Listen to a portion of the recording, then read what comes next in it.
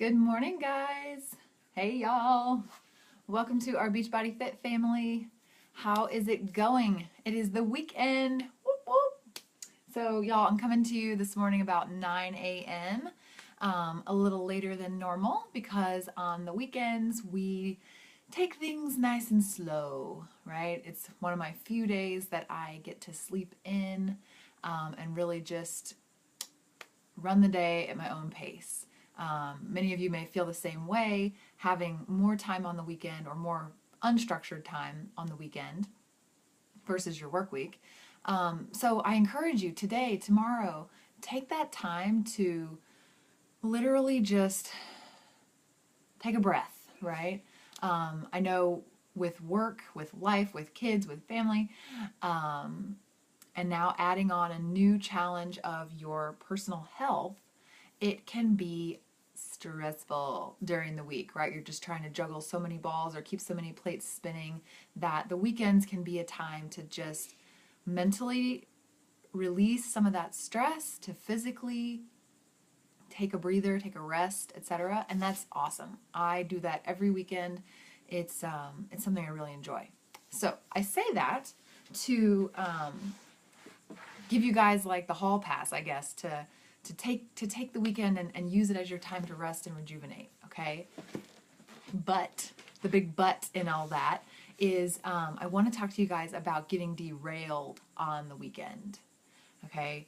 Because often, because we have less structure on the weekend, because there's more temptations, there's more events, things that are not so in our control, that it's easier to get off track during the weekend, I find. Okay, so what I don't want to happen for you guys is for you to work super hard for 5 days straight during the week, show up, give your best, do everything you can, and then on the weekend it all goes to hell in a handbasket. That sucks because it's not going to get you to your goals. It's going to undo the hard work that you've done all week long, and we'll be having this same conversation every week, instead of having a progressive conversation. Okay, so I had a friend of mine talk to us in another group yesterday about some of the things that typically derail people, and I thought it was awesome. I'm going to try and net out the high points for you guys today so that you can take these away and apply them to your weekend. Okay, first and foremost, my personal tips for you guys for weekend survival mode is, I always say this, do the easy stuff first. So it's 9 o'clock on a Saturday, the day is barely started, guys. You have time to wake up, drink a big glass of water, drink your shake after that, push play on your workout. It's only 30 minutes. 30 minutes, that's like 2% of your day. 2%. Are you not worth 2%? You're worth 200%, okay?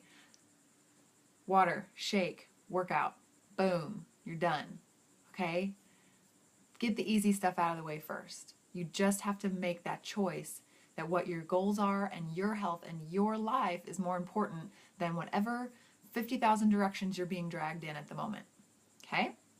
The kids are screaming, they're wanting breakfast, everybody's running around crazy. Say, you know what, guys?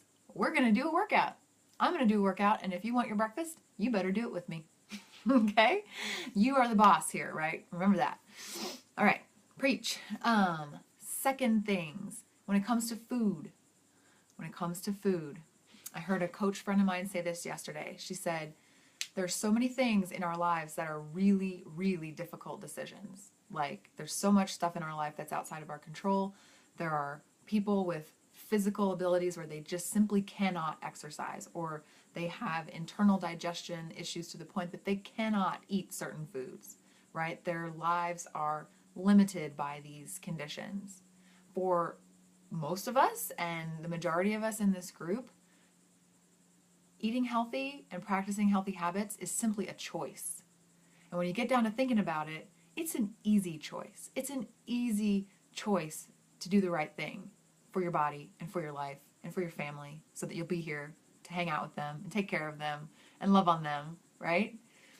In that moment when you want to have a hot dog or a big bag of popcorn at the movies later, right? Remember this little tiny choice, have popcorn, don't have popcorn, That's an easy choice, guys. That's a tiny little bitty choice. You can do it. You're stronger than that. I know it. You've been through way more difficult things in your life than popcorn or no popcorn. Remember, it's an easy choice, and it's your choice, okay? So don't let those emotions take over, right? Remember, action before emotion. Don't let those emotions take over and talk you into something that's not true. Those choices are easy. You know, big life choices, those are hard. Save your energy for those. Knock these little easy things out of the way so that you can stay on track and not derail your progress. Okay? Preach number 2. Okay, anyway, so some of the stuff that my friend John shared with his group yesterday. Sherry, this is going to be a repeat for you because you're in that group. But he had some awesome points about how the weekend can derail us.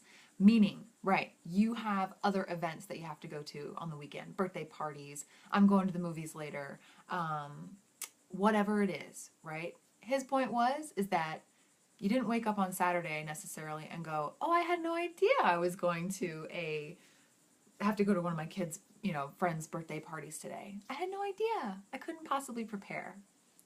No, you had to know, right? You had to buy the gift, you had to get the kid ready, you had to get there. Problem is that when you get there, there's this smorgasbord of temptations, right? There's snacks, there's treats, there's cake, there's maybe booze, whatever kind of party you're going to. You have to remember, it's your responsibility to your health and your goals, and to us in this group, to be prepared when you get into those situations.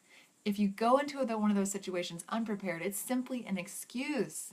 You know that you had the option, the choice to prepare for those events. Okay, so some tips on how to survive parties and tempting situations. Number 1, pack snacks, right? Put some stuff in your purse. My favorites are mixed nuts, like a dried fruit and nut medley mix. Make sure the dried fruit doesn't have sugar in it. Hand fruit, meaning an apple, a pear, a banana, an orange, anything that you can just eat without having to deal with it much. John even mentioned this. He's like, if you take a chicken breast out of the fridge and you chop it up, put it in a baggie, it's going to keep just fine in your purse for several hours, right? You're not going to give yourself salmonella or botulism or anything like that, okay?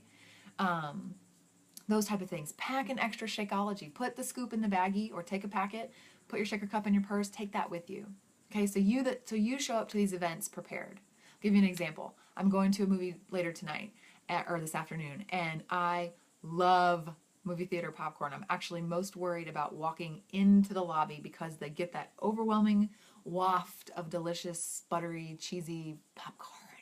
Salt. It's like salt vat. But it's so good, right? And I could literally machine gun an entire jumbo-sized tub into my face throughout the course of a 2-hour movie. And then, of course, every time I do that, I feel like crap for the rest of the day and the next day. So I don't want to do that. I'm not breaking my commitment to this cleanse. I'm not breaking my commitment to this group. So I prepared. Yesterday, I laid out a huge pan of kale and put it in the oven and made kale chips. I'll post the recipe later. But now I get to take something with me that's crunchy, that's salty, and that's on plan. So I get to win. Okay?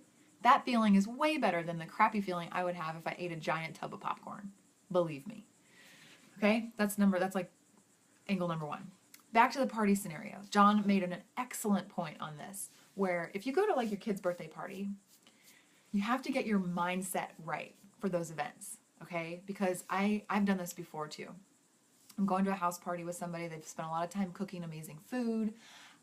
I don't want to say, hey, I'm not going to have any dessert, or I'm not going to have any amazing mashed potatoes, or I'm not going to have a cocktail. Because in my mind, I build it up like, oh, I'm being rude if I refuse their food. Okay? I've done that myself. When John said that yesterday, I was like, oh, snap. I've made that up in my mind before and used that as an excuse to go off my plan, to be nice to the host. Okay? Instead, what I want you guys to do is get over that social pressure, that social guilt that you're inventing in your mind, and instead go to the party, take your snacks, talk to the host and say, hey, I'm 1 week in to this 21-day challenge where I'm trying to change my habits to eat healthier food consistently. And I feel like if I have a piece of cake today, it's going to throw me off my game and make it really hard for me to stick with it for the rest of the challenge. If you see me go near the cake table, will you slap my hand away, please? And just own it, guys. They're not going to be like, oh, well, you're taking on a diet, you're trying to be all skinny. If they do that, they're not really your friend.